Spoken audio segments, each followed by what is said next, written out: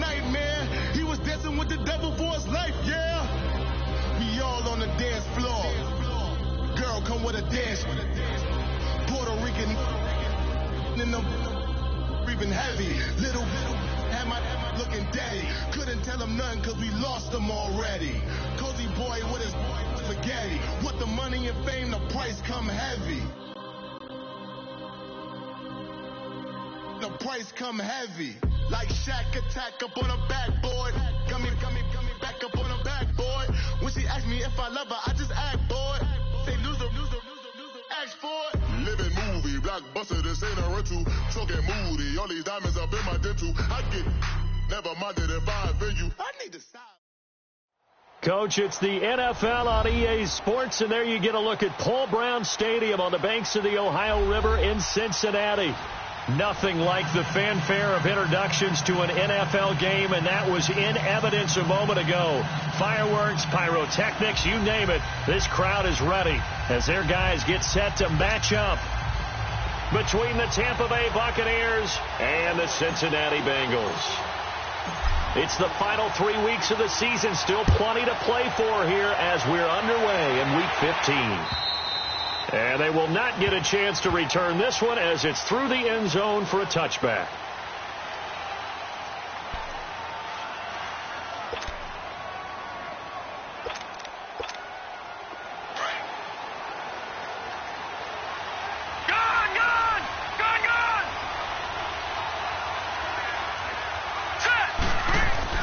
On 1st and 10, O'Neal, sideline throw, it's complete. And a nice job there of keeping the toes inbounds. 7 yards, the pickup on the pitch and catch. One thing we do know, he's going to get his catches. So as they move forward defensively, got to continue to focus on not giving up the big play when he does catch the ball in the secondary. They'll operate from the 32-yard line here, 2nd and 3.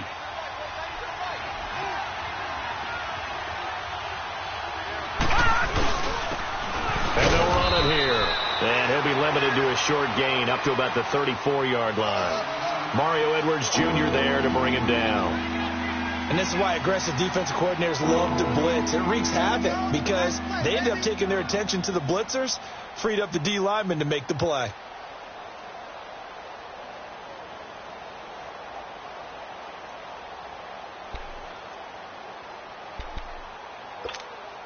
So just play number 3 here on the opening drive, and it's an early 3rd and 1. Leopard! Here we go now. 3-19. Looking to throw. O'Neal. And he's got a man. It's the tight end Howard, complete. And he's got the first before he's brought down at the 39-yard line. First time these two have hooked up this afternoon, and it's a first down. So from the 39 now, they'll come up on a 1st and 10. Detroit!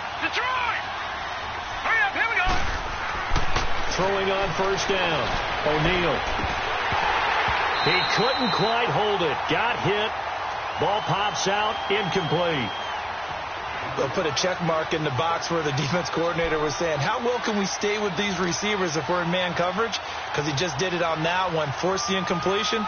That'll allow him to get bolder with his pass rush, won't it? Absolutely. Frees up your guys elsewhere. So line of scrimmage still the 39 on 2nd and 10.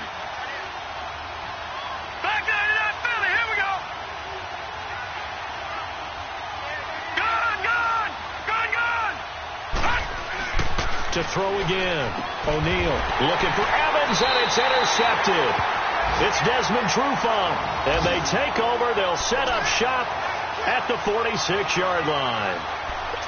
Certainly not how they envisioned ending their opening drive here in the first quarter. Too many ones in this play. First quarter, first drive, first interception thrown. And that last one, that hurts. The former second-round pick, this is Joe Mixon. And here he'll be brought down a little shy of the 35 at the 36. That one good for 10 yards. And it'll be 2nd and very short. Now, that was an excellent run. And when you see that happen, that's when you're seeing guys doing their job and then some people doing a little bit more. Offensive linemen and tight ends, they're expected to block. But the wide receivers, all they want to do is catch passes. So when they block on a big-time running play and create extra space, you've kind of hit the jackpot there. It's a pickup of 6 and good enough to move the chains.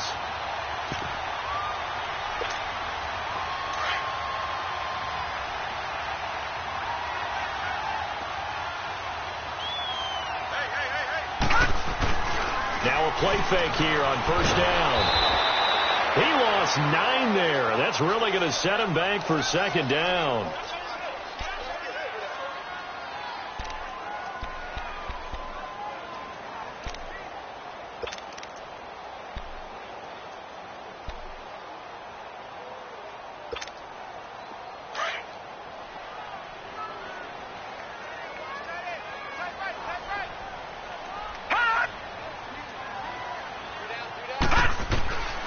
Now a shotgun snap as they'll look to throw.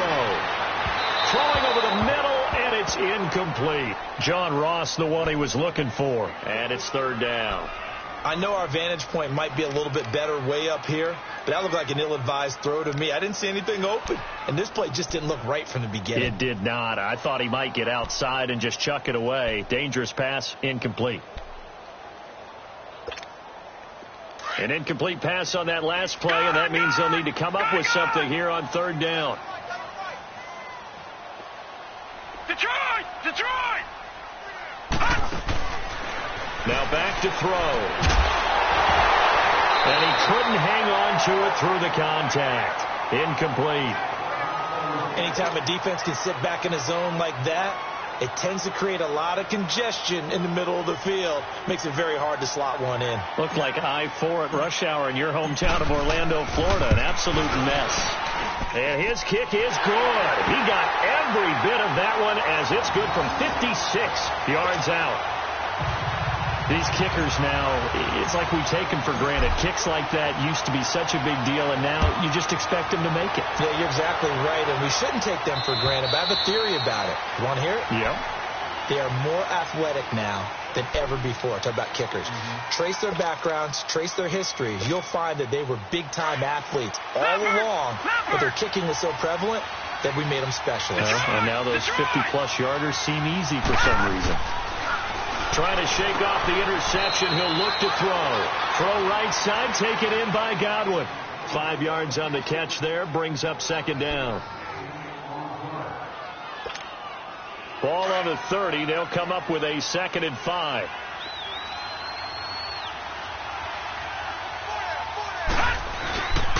And they'll try the ground game here with the running back. And he gets this one just shy of the 40. They'll mark him down at the 39. Give him 10 yards on that one, and that'll earn him a fresh set of downs.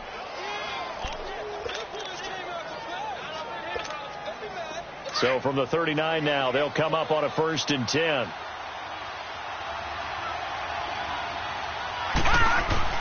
On first down, O'Neal looking for Godwin, and he's got him complete.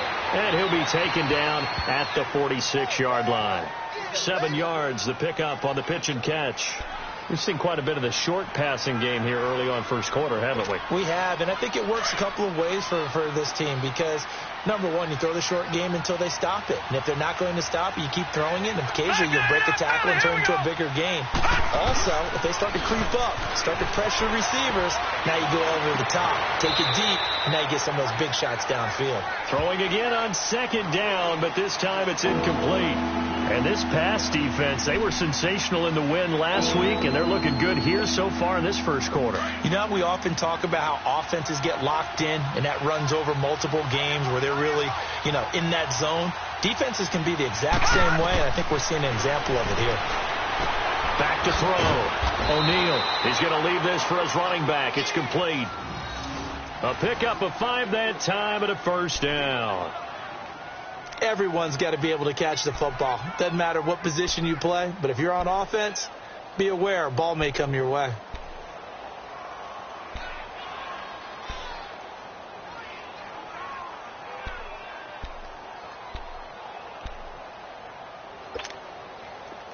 So they'll come up in Bengals territory now with a 1st and 10 at the 49-yard line. And on the ground they go with a running back. And they'll get him down as he's inside the 40. It's a 10-yard pickup, and it moves the chains. Tremendous blocking by the interior of the offensive line. They didn't just gash him there. They blasted a gaping hole for him to gallop through. I think if he comes back to the huddle, he better be giving them a whole lot of credit and thanking them for that much space to rumble.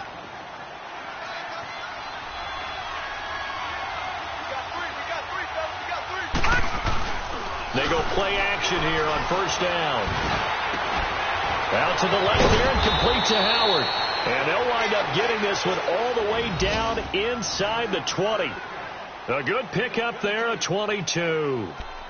Well, coaches always talk about finding balance on offense. I don't think you can get much more balance than this. Big-time run, big-time pass. A 1-2 combination. Looked pretty good. How about that? Let's see if they can continue to take that kind of a punch, though. First time into the red zone for the Buccaneers. They've got a 1st and 10 at the 17. And they'll go ground game here with a tailback. 2 yards on the carry there. It'll be 2nd down. Whenever we talk about the best strong safeties, one word constantly comes up, and that's instincts. Being able to diagnose run or pass and make the appropriate moves. He crashed down hard there. He was ready for that running play. Rolling to his left. And a little floater there, but it'll wind up incomplete, falling to the ground. Let's face it, you can run the route tree as many times as you want, get in sync, practice it, do all those things. But once you get to game speed, it doesn't always time up quite that well. That one goes incomplete. Out of the huddle now for play number 9 on this drive. This is 3rd down and 8. Detroit! Operating from the gun. O'Neal. That is caught at the 7-yard line. And all the way down inside the 5 to the 4. They're able to convert on 3rd down, and that sets up a 1st and goal. They'll run Anderson, and he will push his way forward down to about the 3-yard line. It's a gain of a yard, and it'll set up 2nd and goal. Good first step there defensively, but they're still knocking on the doorstep, so maybe another run here? I think so. One of my favorite coaches, you say, son, if you could darn near lay down near the end zone and get in, give me my best power running play with my best back right now. Here we go now. They'll run for it with Anderson. And he's going to get this back to the 3-yard line and no further. Call it no gain that time, and now it's 3rd and goal. His path became similar to almost running a stretch play, didn't it? Trying to find a crease, anywhere to put his foot in the ground and cut back. It just never materialized. On 3rd down, that's Morrison. And not even back to the line of scrimmage this time as they're on him quickly once more. It'll be a loss of 1, and that will bring up an interesting decision here on 4th and goal. Oh, they get to the football. It's blocked. Please tell me this doesn't come off as snarky, but that's a relative chip shot. I mean, you've got to be able to execute that one. I don't care what they design on the other side about trying to block the kick. That should be 3 points on the board. Yeah, and we've talked about it before. If you're out at 55, 60 yards, low trajectory from here, you get that thing up, this should be 3. Yeah, there's nothing routine in football, but this one really almost should be. Snap, hold, kick, ball through the post. Didn't happen that way. They needed some breathing room. He gave it to him. 11 yards and a 1st down. I guess it's good we can't really read the mind of the defensive coordinator now, huh? Had him pinned back there deep, give up that run. Can't be happy. Yeah, whatever's in his mind right now, we probably couldn't say over the air. Back to Mixon on 1st down. And a very short pickup there across the 15 to the 16. Tackle made that time by Vita Vea. And the big fella stuffed that one up in a big way. I think doubling him has to be a priority because you can't move up to the next level if you don't take care of him first. Alongside Charles Davis, Brandon Gaudin, and it's the Bengals with a football to begin quarter number 2. They've got a 2nd down and 8 to start things out.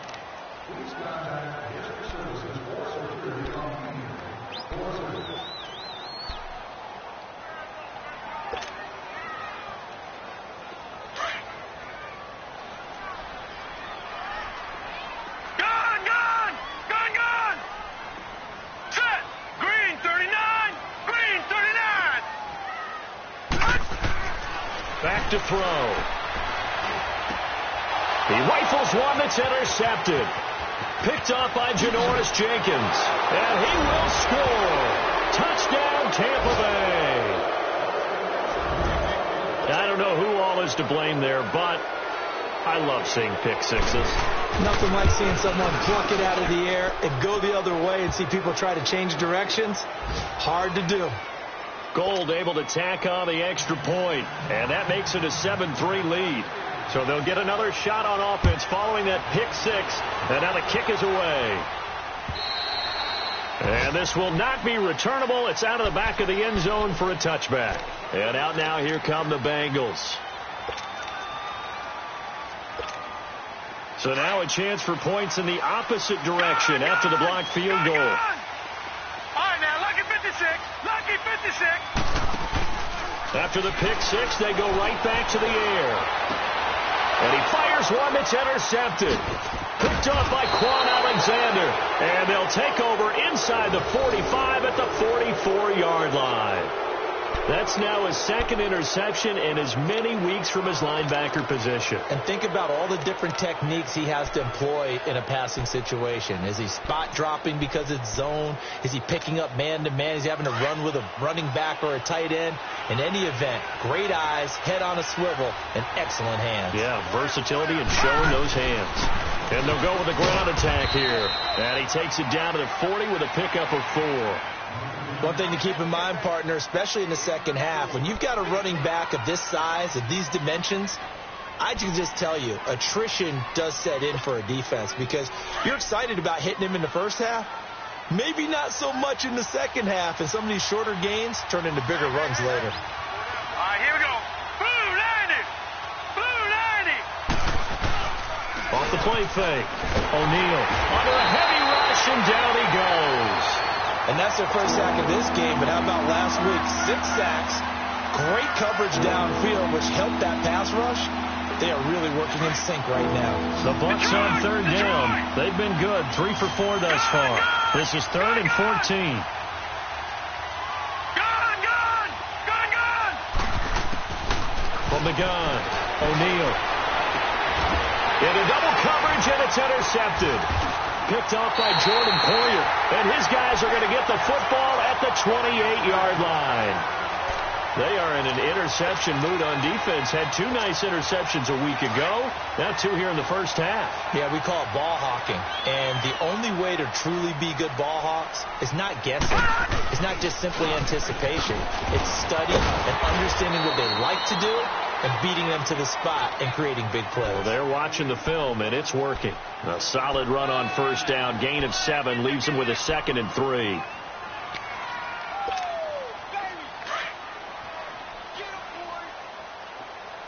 Detroit! Detroit! All right, here we go. 319! 319! They'll look to throw here.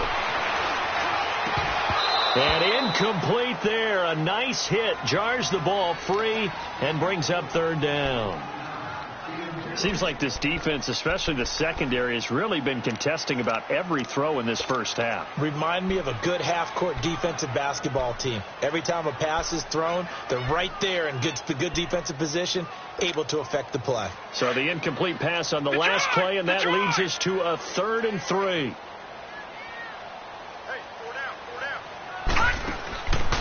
Looking to throw. And for the 3rd time here in this half, it's intercepted.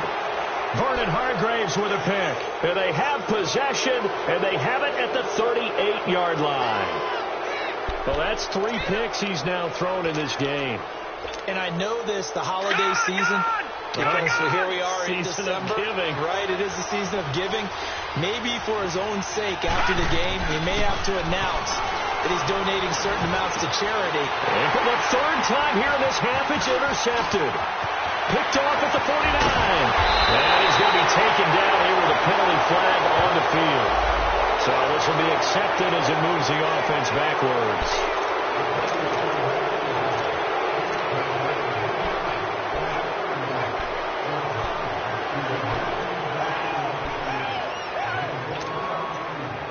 All right, now, lucky 56. Lucky 56.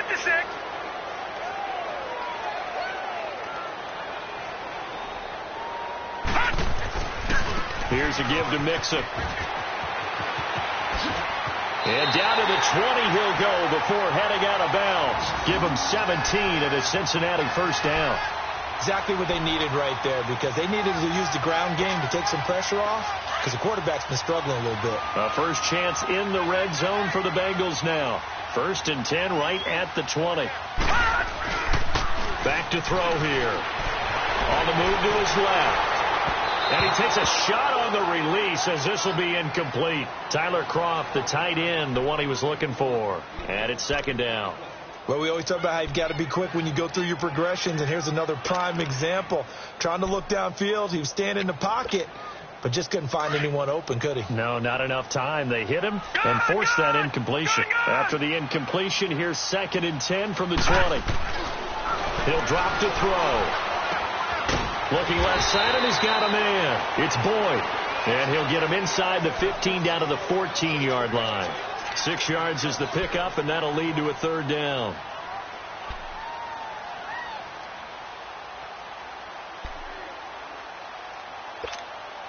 They face a 3rd and 4 after that last completion gets them 6.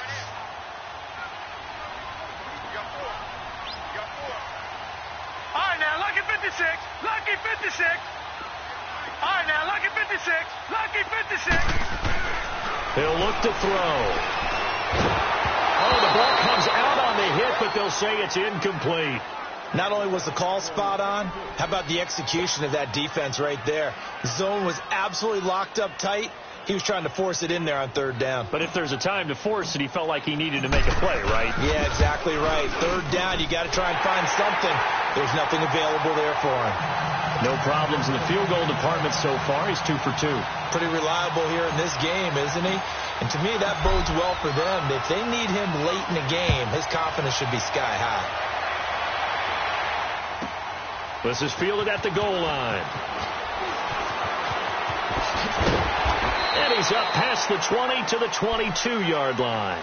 Now the Buccaneers offensive unit back out on the field. And 3 interceptions in this game. And I would have to think, I wasn't a quarterback, but number 4 is kind of, oh, you're like, oh, man, I can't throw 4.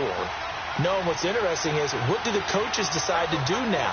Having thrown 3, do you alter your offensive strategy? Do you take the ball out of his hands and maybe turn to the running game? Or do you have that supreme confidence that he's going to turn things around? We'll see what they do.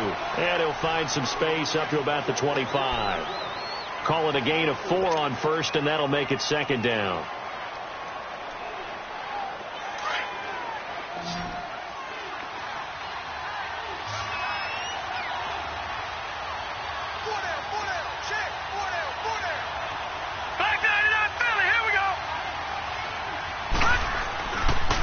Play action. O'Neal. And for the 3rd time here in this half, it's intercepted. Picked off by Jordan Poyer. And he's able to get it back to the 41-yard line. We haven't even escaped the first half, and he's already thrown 4 picks. And Brandon, back in the good old days, probably back before you were born, if your starter threw 4 in the first half, he might throw 8 or more for the game because they weren't going to pull him out. But nowadays, the patience level isn't quite there. He's going to have to make some real adjustments, or the backup may see some time. Mixon with a first down carry. And he'll take this one down to about the 40. Credit him with a 1-yard gain there to make it 2nd and 9. Well, we saw him there trying to get it to the outside, trying to get to the perimeter, but not a whole lot of room there. But there's got to be one positive to that. If you keep moving laterally, creases tend to develop as the game moves on, and they can run it back inside later. Off the play fake, he'll look to throw. And this is incomplete. He was looking for John Ross that time. And it'll bring up 3rd down. This defense has been very disruptive early on as they force another one to go awry. Seems to be the front and the back end. Pass rush, they've been able to get home, and they're taking the ball away in coverage as well. I love how you put it together. The front and back working in sync, only way to play good defense. On 3rd down, he'll drop to throw.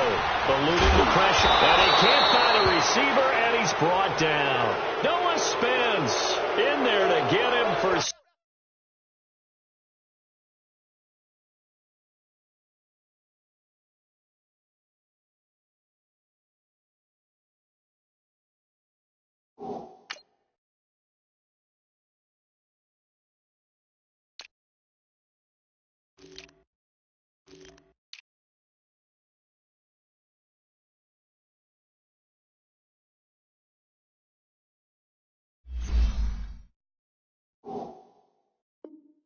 Sack number 9 now on the year.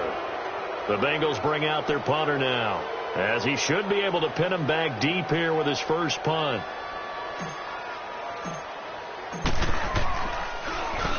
He was only asked to punt once in the victory last week as he sends this one away. So out come the Bucs now. And following the interception, just any interception, are you a little bit more cautious when you start that next drive, or no, you just throw that out the window? I think you are. I don't think that there's any way you can run back out there and go, totally didn't affect me. Let's just go ahead and be loose with the football again. You're going to take care of it, but you have to be careful about being too cautious because now you can't run any offense at all. Still want to attack. We'll see how they attack him here. Give him 9 on the carry that time, and they're set up with a 2nd and 1.